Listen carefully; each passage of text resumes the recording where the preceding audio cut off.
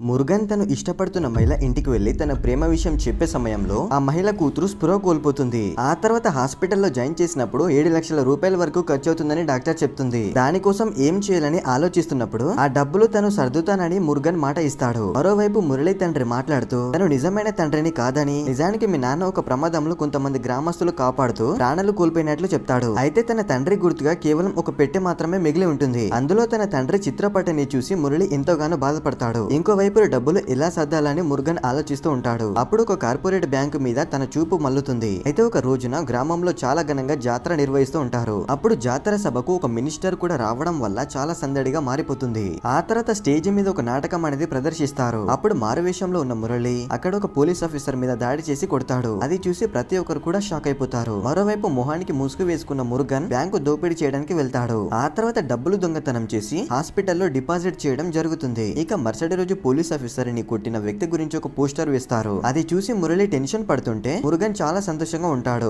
ఎందుకంటే తను చేసిన దోపిడీ అనేది ప్రస్తుతం వేరొక వ్యక్తి మీదకు వెళ్లిపోయిందని ఆనందిస్తాడు. అయితే ఈ దొంగతనం ఎవరు చేసి ఉంటారని మురళి ఆలోచిస్తాడు. ఆ తర్వాత తన బావ వరుస ఉండే పోలీస్ ఆఫీసర్ ని సరదాగా చేయి చేసుకున్నప్పుడు మొన్న రాత్రి తన పై అధికారిని కొట్టింది మురళి అని కన్ఫర్మ్ చేసుకుంటాడు. ఆ తర్వాత తన కొడుకు వేసుకున్న మాస్క్ లాంటిది మొన్న రాత్రి వారి మీద దాడి చేసిన వ్యక్తి వేసుకున్న మాస్క్ లాగే కనిపిస్తుంది. దాంతో అనుమానంతో మొత్తం నిజమైపోతుంది. మరోవైపు మురళి చాలా వేగంగా ఎక్కడికి వెళ్తుంటాడు. మరి ఇప్పుడు ఈ సమస్య నుండి మురళి తప్పించుకోగలిగాడో లేదో నెక్స్ట్ పార్ట్ లో తెలుసుకుందాం. వీడియో ఇస్తే లైక్ చేసి కామెంట్ చేయండి ఫ్రెండ్స్.